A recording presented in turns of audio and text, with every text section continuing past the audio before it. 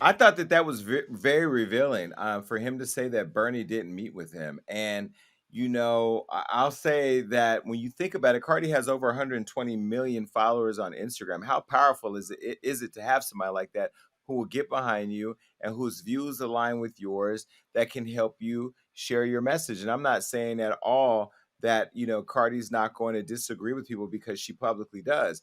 But clearly, Kanye had his own idea of what the country should or could look like. And if he offered to meet with Bernie, do you guys think he should have met with him?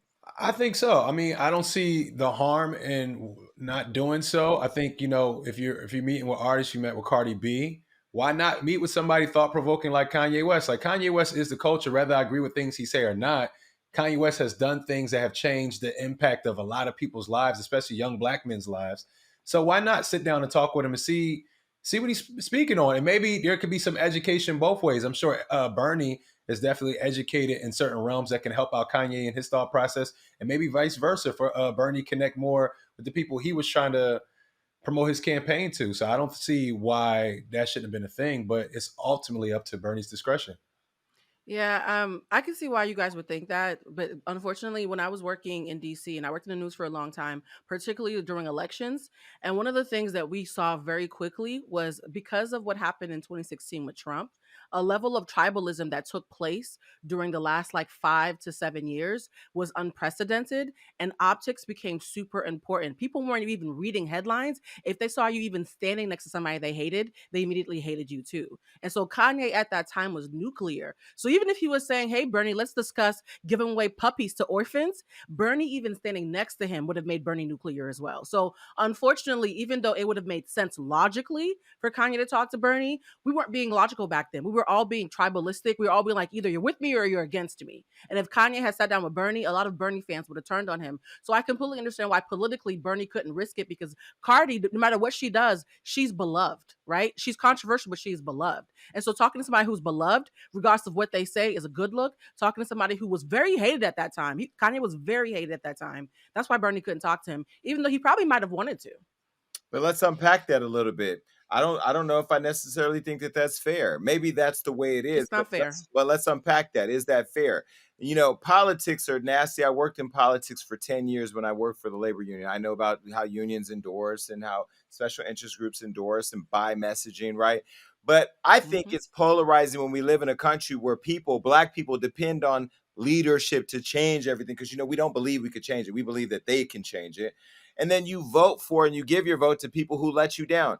I will say now, Kanye has not, and me and him do not talk about Republican and Democrat, but I have made enough money now to where my tax bracket falls in a space where I go, wait a minute, what are we doing with these motherfucking taxes? Okay, and I have to say that I'm not happy with Biden and Kamala right now. I'm not satisfied with how hard they fought for our vote and have failed to show up. Now, I only have two choices, maybe three: independent, which never going to win, at least not now, or a Republican or a Democrat. And I will say something that he said was true is we as a black people are guilted into voting for the Democrats. And I do think the craziest part is that the Republican Party has been so crazy now with its rhetoric and with the Trump ideologies that have just destroyed the fabric of humanity, in my opinion, as Americans, to the world and to each Hmm. other, that it's hard to vote for them. So it's like, do you not vote? And then when you don't vote, some asshole gets the position that you don't like anyway. Our politics and our political structure and process is fucked up. And I think what Kanye is doing, both running for office, calling out people who run for office, befriending the right or wrong person in our eyes, is I think what he's doing is forcing us to look at the process that's never been fair to us. There's no reason why in 2020 I'm having conversations with city council members in my back home who are telling me stories of people being hung in trees in my community. There's no reason why there's not an anti-lynching bill. There's no reason why 40 acres and a mule is a bad dream that's never going to come true. It's just a bad dream because America's not believing it. There's no reason why in this country black people are continuously threatened with the idea that one day we can lose our right to vote.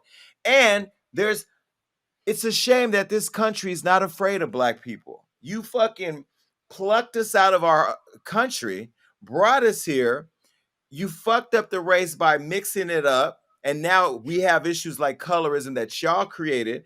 And then you tell us that we're not even valuable enough to be giving what is owed to us, or that we're not as human as you are. And if we don't like it, go back to our country.